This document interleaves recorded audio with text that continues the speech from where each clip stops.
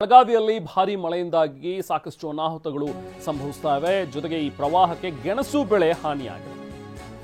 ಕಟಾವಿಗೆ ಬಂದಿದ್ದಂತಹ ಗೆಣಸಿನ ಗದ್ದೆಗಳೆಲ್ಲವೂ ಕೂಡ ಜಲಾವೃತವಾಗಿಬಿಟ್ಟಿವೆ.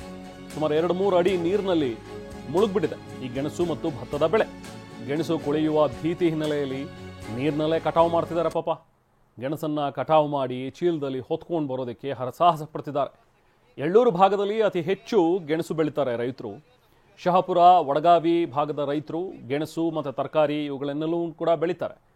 ಆದರೆ ನೋಡಿ, ಈಗ ಗೆಣಸು ತರಕಾರಿ ಜಮೀನಿಗೆ ನೀರು ನುಗ್ಬಿಟ್ಟಿದೆ, ಬಳ್ಳಾರಿ ನಾಲಾ ನೀರು.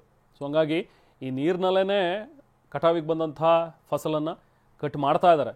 ಯಾಕಂದರೆ ಹಿಂಗೆ ಬಿಟ್ಟರೆ ನೀರಿನಲ್ಲಿ ಕೊಳ್ತೋಗ್ಬಿಡುತ್ತೆ. ಅಕಸ್ಮಾತ್ ಮಳೆಯಾಗಿ ನೀರು ಜಾಸ್ತಿ ಆಯ್ತು. ನೀರು ಜಾಸ್ತಿ ಆದ ಕೂಡಲೇ ಇದೆಲ್ಲ ಗದ್ದೆಗಳು ಇನ್ನು ಭತ್ತಗಳು ಎಲ್ಲ ಸಣ್ಣ ಇದೆ. ಈಗ 8 ದಿವಸ ನಾವು ಬಿತ್ತಿದ್ದೀವಿ. ಈಗ ಸಣ್ಣ ಕೊಳೆ ಇದೆ ಮತ್ತು ಇದು ಇಷ್ಟು ನೀರಾಗಿ ನಮಗೆ ನುಕ್ಸಾನ್ ಆಯ್ತು. ಇದು ಬೈಪಾಸ್ ರೋಡ್ನಲ್ಲಿ ಪೈಪ್ ಹಾಕಿದ್ರೆ ಅದನ್ನ ದಾಟಿ ಹೋಗ್ತಿತ್ತು. ಅದು ನೀರು ದಾಟಿ ಹೋಗ್ತಿತ್ತು. ಅವ್ರು ಬೈಪಾಸಲ್ಲಿ ಪೈಪ್ ಹೊಳ್ಳಿ ಹಾಕಿಲ್ಲ. ಒಟ್ಟ ಪರ್ಯಾಯ ಇಟ್ಟಿಲ್ಲ. ಅದರ ಸಲುವಾಗಿ ನಮಗೆ ಈ ಕಡೆ ನೀರು ಭಾಳ ನಿಂತಿತ್ತೆ. ಅದು ಗೆಣಸೆಲ್ಲ ಕೊಳದು ಹೋತು. ಅದರ ಸಲುವಾಗಿ ಎಷ್ಟು ಬರ್ತೈತೆ ಅಷ್ಟು ತಗೋಬೇಕಂತ ನಾವು ಹೊಡೋದು ತೆಗ್ಸೋದು ವಿಚಾರ ನಡೆದೈತಿ, ಕೆಲಸ ನಡೆದೈತಿ. ಭಾಳ ತ್ರಾಸ ಇದೆ. ಮತ್ತು ಭತ್ತ ಬಿತ್ತಿದ್ದು ಸಣ್ಣ ಕೊಳೆ ಇದೆ, ಅದು ಎಲ್ಲ ಕೊಳದು ಹೋತು. ಇದರ ಮುಂದೆ ಏನು ಮಾಡಿಸೋದು, ಹೆಂಗೆ ಬಿತ್ತೋದು? ಯಾರು ಅಧಿಕಾರಿ ಯಾರು ಇಲ್ಲಿ ಬಂದೇ ಇಲ್ಲ, ನೋಡೇ ಇಲ್ಲ, ಮತ್ತು ಯಾರು ಕೇಳಿಲ್ಲ. ಮತ್ತು ನಮ್ಮದು ಪೈಪ್ ಹಾಕಿ ಎಲ್ಲ ನೀರು ದಾಟಬೇಕು, ಇದು ತಯಾರಿ ಮಾಡಬೇಕು. ಅದರ ಸಲುವಾಗಿ ಸರ್ಕಾರಿಗೆ ಮತ್ತು ಅಧಿಕಾರಿಗೆ ವಿನಂತಿ ಮಾಡ್ತಿದ್ದೀವಿ. ಸೊ ಇದು ಈಗ ಅಲ್ಲಿ ಆಗ್ತಾ ಇರುವಂತಹ ಸಮಸ್ಯೆ. ಪಾಪ ಅಲ್ಲಿನ ರೈತರು ಕೂಡ ಹೇಳ್ಕೊಳ್ತಾ ಇದ್ರು ಹೇಗಾಗಿದೆ ನಮ್ಮ ಪರಿಸ್ಥಿತಿ ಅಂತೇಳಿ. ಈ ಬಗ್ಗೆ ಸ್ಥಳದಿಂದ ನಮ್ಮ ಪ್ರತಿನಿಧಿ ಸಹದೇವ ಮಾನೆ ಒಂದು ಗ್ರೌಂಡ್ ರಿಪೋರ್ಟ್ ನೀಡಿದ್ದಾರೆ, ಬನ್ನಿ ನೋಡೋಣ. ಬೆಳಗಾವಿ ತಾಲೂಕಿನ ಎಳ್ಳೂರು ಭಾಗದ ರೈತರೇನಿದ್ದಾರೆ ಅವರೆಲ್ಲರೂ ಕೂಡ ಮಳೆಯ ನೀರು ಏಕಾಏಕಿ ಗದ್ದೆಗಳಿಗೆ ನುಗ್ಗಿರುವಂತಹ ಕಾರಣಕ್ಕಾಗಿ ಇದೀಗ ತಮ್ಮ ಬೆಳೆಗಳನ್ನ ಕಳೆದುಕೊಳ್ಳುವಂತ ಪರಿಸ್ಥಿತಿ ನಿರ್ಮಾಣ ಆಗಿದೆ. ನಿಜಕ್ಕೂ ರೈತರ ಪರಿಸ್ಥಿತಿ ಹೇಗಿದೆ, ಅವರ ಸಂಕಷ್ಟ ಹೇಗಿದೆ ಅನ್ನುವಂಥದ್ದನ್ನ ನಾವು ನಿಮಗೆ ತೋರಿಸ್ತೇವೆ. ಸದ್ಯ ಇಲ್ಲಿ ಅಪಾರ ಪ್ರಮಾಣದಲ್ಲಿ ಮಳೆಯ ನೀರು ಬಂದಿರುವಂತದ್ದು. ಇಲ್ಲಿಂದ ನಡೆದುಕೊಂಡು ಹೋಗಿ ಯಾವ ರೀತಿ ಬೆಳೆ ಹಾಳಾಗಿದೆ ಅನ್ನುವಂಥದ್ದನ್ನ ತೋರಿಸ್ತಾ ಹೋಗ್ತೇನೆ. ಸದ್ಯ ಈಗ ಏನು ಈ ಒಂದು ಭಾಗದಲ್ಲಿ ಅತಿ ಹೆಚ್ಚು ಮಳೆ ಆಗಿರುವಂತಹ ಕಾರಣಕ್ಕಾಗಿ ಅಪಾರ ಪ್ರಮಾಣದಲ್ಲಿ ನೀರು ಗದ್ದೆಗಳಿಗೆ ಹರಿದು ಬರ್ತಾ ಇರುವಂತದ್ದು. ಸದ್ಯ ಈಗ ಸುಮಾರು 2-3 ಅಡಿಯಷ್ಟು ಇಲ್ಲಿ ಗದ್ದೆಗಳಲ್ಲಿ ನೀರು ತುಂಬಿಕೊಂಡಿರುವಂತದ್ದು. ಆ ಒಂದು ಗದ್ದೆಗಳಲ್ಲಿ ಏನು ಭತ್ತವನ್ನ ಬೆಳೆಯಲಾಗಿತ್ತು ಅದೆಲ್ಲವೂ ಕೂಡ ಕಂಪ್ಲೀಟ್ ಆಗಿ ಈಗಾಗಲೇ ಜಲಾವೃತಗೊಂಡಿರುವಂತದ್ದು. ಇಡೀ ಗದ್ದೆ ಈಗ ತೋರಿಸ್ತಾ ಇದ್ದೇನೆ, ನೀರಿನಿಂದ ಆವರಿಸಿರುವಂತದ್ದು. ಈ ಒಂದು ಪ್ರದೇಶ ಏನಿದೆ ಹೊಳೆಯಂತಾಗಿ ಏನು ಕಾಣಿಸ್ತಾ ಇದೆ, ಇವೆಲ್ಲವೂ ಕೂಡ ಭತ್ತದ ಗದ್ದೆಗಳು. ಈ ಒಂದು ಗದ್ದೆಗಳಲ್ಲಿ ಈಗ ಸಾಕಷ್ಟು ಖರ್ಚು ವೆಚ್ಚ ಮಾಡಿ ರೈತರು ಬೆಳೆಗಳನ್ನ ಬೆಳೆದಿದ್ರು.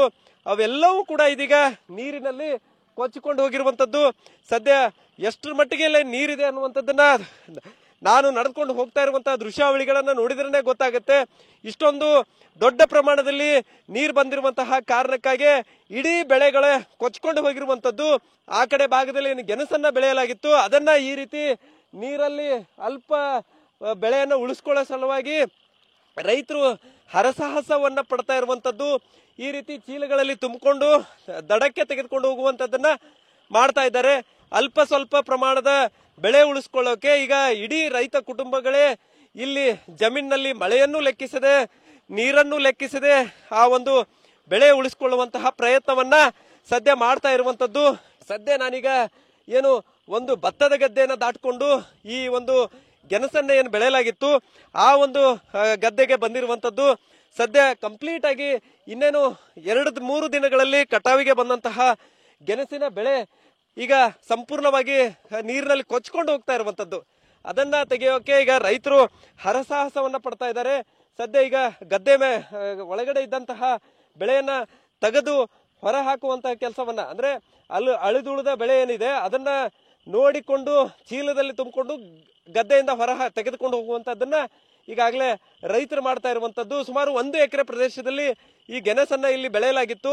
ಅದು ಕೂಡ ಈಗ ಸಂಪೂರ್ಣವಾಗಿ ಹಾಳಾಗುವಂತಹ ಸ್ಥಿತಿಗೆ ಬಂದಿರುವಂತದ್ದು. ಇವತ್ತು ಒಂದು ದಿನ ಏನಾದರೂ ಆ ಬೆಳೆಯನ್ನ ಬಿಟ್ಟಿದ್ದೆ ಆದ್ರೆ ಇನ್ನೂ ಕೂಡ ಕೊಚ್ಕೊಂಡು ಹೋಗುವಂತದ್ದು. ಈ ಒಂದು ಕಾರಣಕ್ಕಾಗಿ ಸದ್ಯ ಈಗ ರೈತರೆಲ್ಲರೂ ಕೂಡ ನಿಂತ ನೀರಲ್ಲೇ ಆ ಒಂದು ಬೆಳೆಯನ್ನ ಆಯ್ದು ತೆಗೆಯುವಂತ ಕೆಲಸವನ್ನ ಮಾಡ್ತಾ ಇದ್ದಾರೆ. ಇಷ್ಟೆಲ್ಲ ಅನಾಹುತ ಅವಘಡಗಳು ಆಗ್ತಾ ಇದ್ರು ಕೂಡ ಈವರೆಗೂ ಕೃಷಿ ಇಲಾಖೆ ಅಧಿಕಾರಿಗಳಾಗ್ಲಿ ಮತ್ತು ಜಿಲ್ಲಾಡಳಿತದ ಅಧಿಕಾರಿಗಳಾಗ್ಲಿ ಯಾರು ಕೂಡ ಸ್ಥಳಕ್ಕೆ ಬಂದಿಲ್ಲ. ರೈತರ ಸಮಸ್ಯೆಯನ್ನ ಆಲಿಸುವಂತ ಕೆಲಸವನ್ನ ಮಾಡ್ತಾ ಇಲ್ಲ. ಇಲ್ಲಿ ಬೈಪಾಸ್ ಕೆಲಸ ಏನ್ ನಡೀತಾ ಇದೆ ಆ ಒಂದು ಕಾಮಗಾರಿ ಹಿನ್ನೆಲೆಯಲ್ಲಿ ಇಷ್ಟೊಂದು ದೊಡ್ಡ ಪ್ರಮಾಣದಲ್ಲಿ ನೀರು ನಿಂತು ಅನಾಹುತ ಬೆಳೆ ಕಳೆದುಕೊಳ್ಳುವಂತ ಪರಿಸ್ಥಿತಿ ನಿರ್ಮಾಣ ಆಗಿದೆ ಅನ್ನುವಂತ ಮಾತನ್ನ ರೈತರು ಹೇಳ್ತಾ ಇರುವಂತದ್ದು. ಇನ್ನಾದ್ರೂ ಬೆಳಗಾವಿ ಜಿಲ್ಲಾಡಳಿತ ಮತ್ತು ಕೃಷಿ ಇಲಾಖೆ ಎಚ್ಚೆತ್ತುಕೊಂಡು ಈ ಒಂದು ಭಾಗದ ರೈತರ ಪರಿಸ್ಥಿತಿಯನ್ನ ಅವಲೋಕಿಸಿ ಅವರಿಗೆ ಸೂಕ್ತ ಪರಿಹಾರ ಕೊಡಿಸುವಂತ ಕೆಲಸವನ್ನ ಮಾಡಬೇಕಿದೆ. ಕ್ಯಾಮರಾಮನ್ ಪ್ರವೀಣ್ ಜೊತೆ ಸಹದೇವ್ ಮನೆ ಟಿವಿ9 ಬೆಳಗಾವಿ.